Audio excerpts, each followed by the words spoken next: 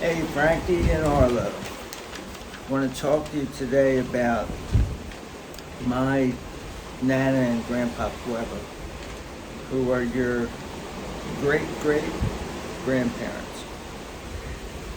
Before I get started, I think I messed things up in the one that I did yesterday. I confused the generations, so I'm going to do that from every once in a while. I'm an old man with a bad memory, and I'm always going to use that excuse when I mess up. So,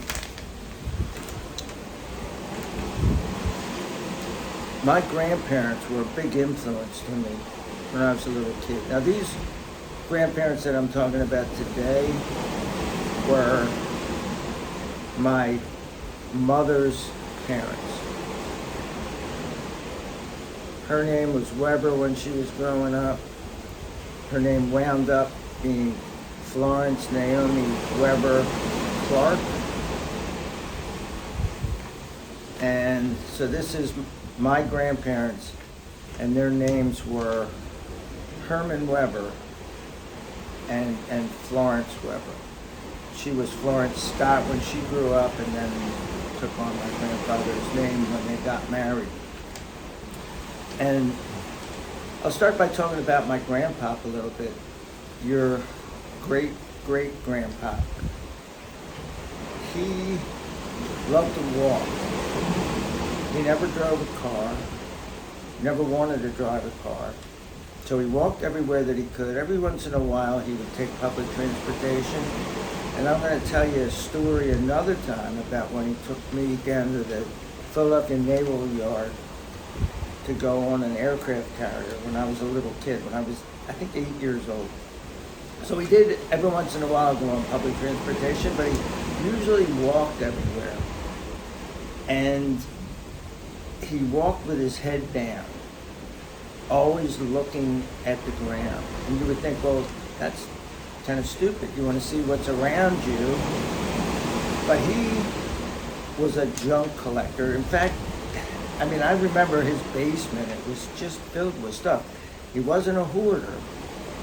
Everything was separated into categories, but if you wanted a marble, he had a cigar box full of marbles, and they were all marbles that he found in the street. Now, when I was a little kid, marbles were still a thing, but when my parents were young, and probably when my grandparents were young, marbles were a big thing. Kids would play games with them. There were different kinds of marbles, different designs, different sizes.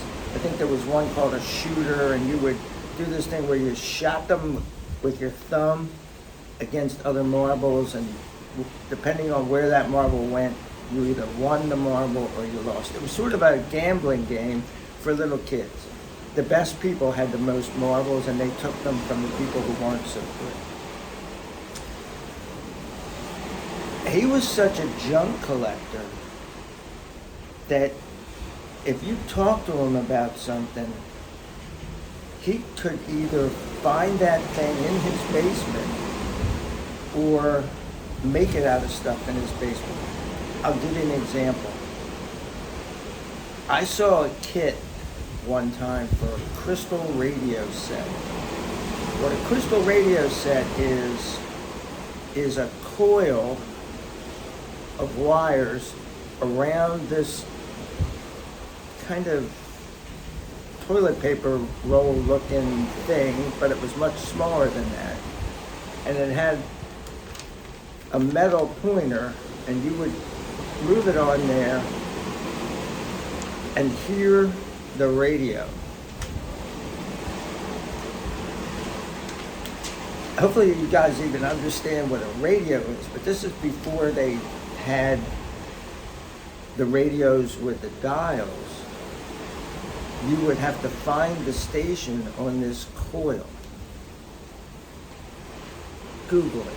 Much better than me telling you about it.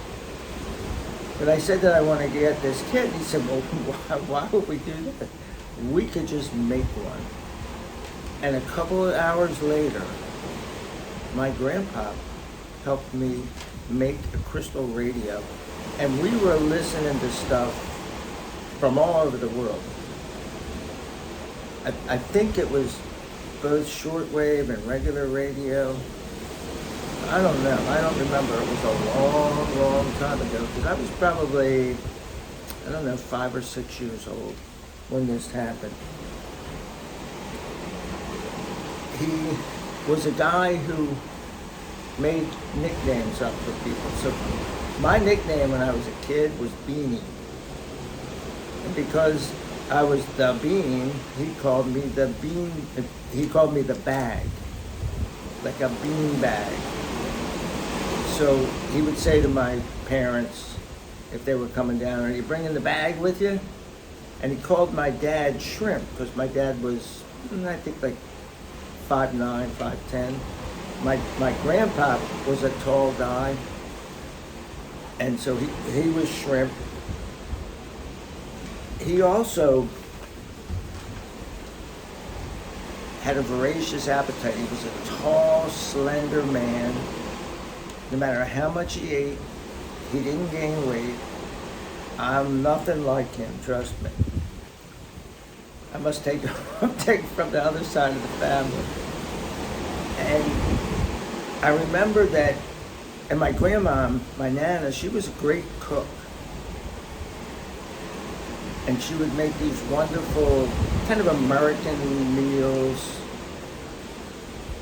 like meatloaf, roast beef, roast pork, those kind of meals. She also made chicken cacciatore, which was delicious. There was a recipe in our family for cacciatore, which unfortunately I don't have it. It was delicious. But anyway, the one thing I remember about my grandpa is sitting at the little kitchen table that they had on Survivor Street in Philadelphia with a giant pile of mashed potatoes, like a pile that was like a mountain. And he would form it into this mountain, and then he would take a spoon and squish down the top and make like a volcano out of it. And then fill the volcano part with gravy. And systematically, he would eat down through that thing so that the gravy was always pouring down onto the next section that he was going to eat. And it seemed like the gravy was done just when he got to the end. I don't know how he did it. He was probably the most methodical person I've ever known in my life. Now, my Nan, we called her Nan, not Nana. My mom, when she became a grandmother, she went by Nana. So Tom and Frank, my sons, called my mom Nana. My mom called her I called my grandmother, her mother, my mom's mother, Nan. And the generation before that, my great-grandmother, who died before I was born, she went by Nanny. So they were all Nans, but had a different ending to it. I remember her most as, like I said, as a fantastic cook. She was always in the kitchen and stuff. Now, by the time I was growing up, I remember her as somebody who didn't have a lot of patience with me. And I used to think that that was her problem, but maybe I was just being an asshole. I've been known to do that in my life. But my mom told me that when I was a little baby, that when Nan would change my diaper, that she would kiss my butt before putting the new diaper on.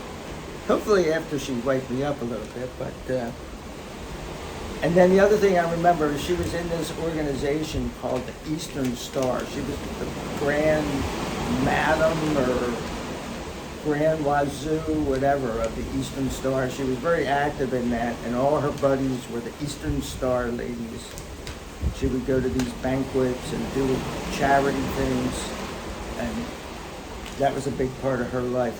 My grandpa was an avid fisherman. They would come down to Stone Harbor, where my parents had a house. And in fact, I grew up a lot of my life going to Stone Harbor, and so did your dads, Frank and Tom. They spent a lot of time in Stone Harbor and actually lived in Stone Harbor for a few years. They went to high school down at Middle Township in Cape May County. But my grandpa, he went down there not just to hang with the family. There was a room in my parents' house that was a guest room, but it was there essentially for my grandparents to stay for, I think they used to stay at least a month every summer, or maybe even the whole summer. Originally, my grandpop was working when I was a little kid, but then he retired and got sick, and which I'll get to in a little bit. But so I think eventually they wound up being down there for the entire summer when he retired. But I remember the one summer, he didn't want to spend the time it took to walk from 87th Street, where we live, to 96th Street, where Hermans Dock, Hermans Pier? Hermans Dock, where Hermans Dock was. So he rented an apartment there. Hermans Dock had boat repairs, boat rentals. They rented these little boats with outboard motors. You could dock. There were several slips for large cabin cruisers to dock there for the summer, liveaboard boats. And he also, in the back, had, I think, 3 apartments. And my grandparents rented one for the summer because he wanted to be closer to the fishing. Hermans Dock was a really cool place. It was owned by a guy named Herman Schlanger. Herman Schlanger. He had 2 sons named Alvin and Irwin. I forget his wife's name. But by the time I was old enough to remember, Herman had had a stroke and he was unable to speak, and the kids and the wife were essentially running the business, and he would just sit outside all day and he would point out in the water, but he couldn't speak, so he would just go and you had to guess what he was trying to tell you, and it was always one of just a few things. Bridges going up, bridges going down, boat coming in, tide coming in, tide going out. And you would start to guess, and then when you got it right, he'd go, not making fun of the man. I know that's politically incorrect these days to make fun of people, but that's just, I'm being descriptive. So it was a place that they had a little 1-bedroom apartment. And sometimes I would stay over there, sleep on the couch, and my grandpa would get me up at 5 in the morning. And we're talking about when I was a little kid. I was maybe 5 years old. But he started me young. On my first birthday, my grandparents gave me a fishing rod that had a little plate on the fishing rod and reel with a little plate on the reel that had my name and my date of birth. I don't know whatever happened to it, but when I was older, that was the first fishing rod that I ever used to go fishing.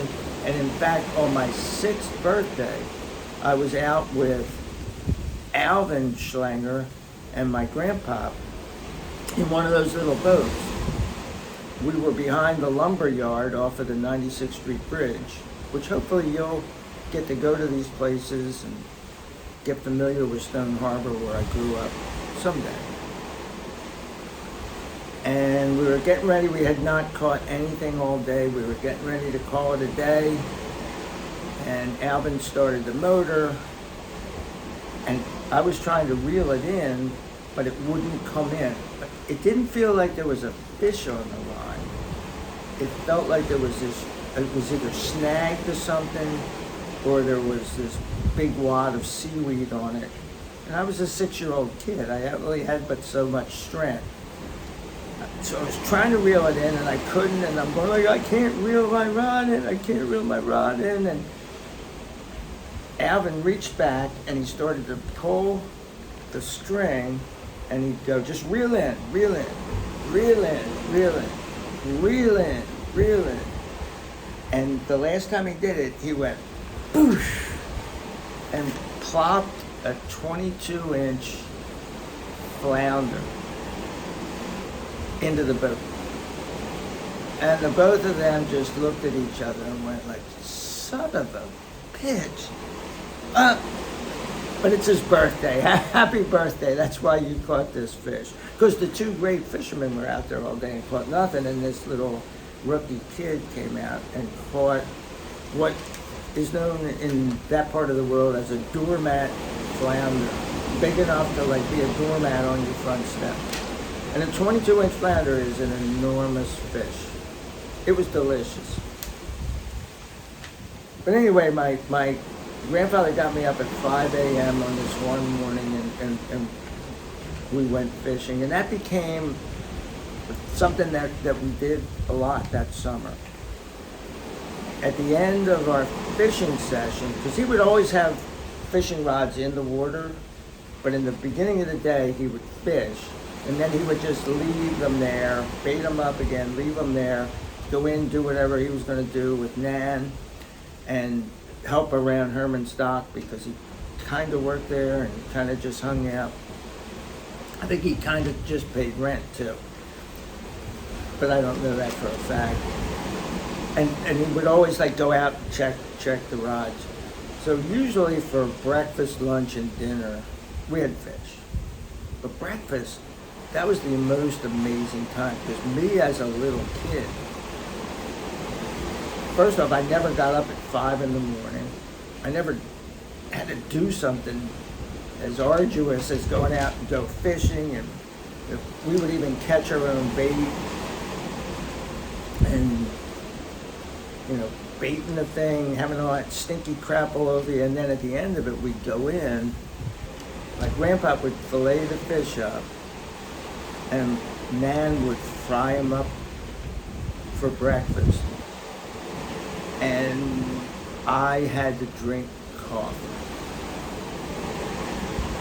Not only did I have to drink coffee, that coffee had to be black, because that's what fishermen did, according to my grandpa.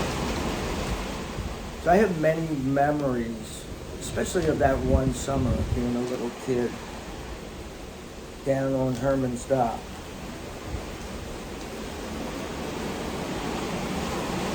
It kind of gave me a love for fishing throughout my life. Now, I later became a surfer. Fishing kind of went by the wayside, but it was never completely out of my mind. So when your dads were kids, from the time they were probably 5 years old, I would take them fishing. We didn't do any giant fishing trips, but we would go around in Stone Harbor, and your Uncle Sam, he lived with us a lot of the time, and he would go too.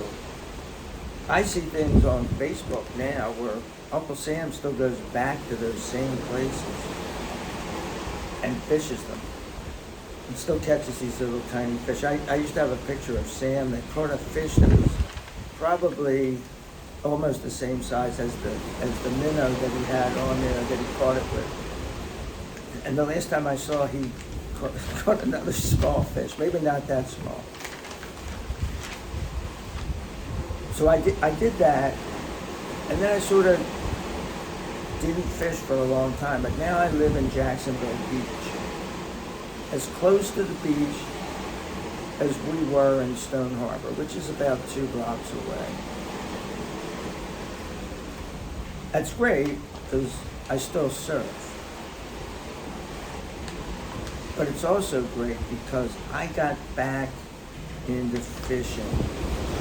I now go down and surf cast.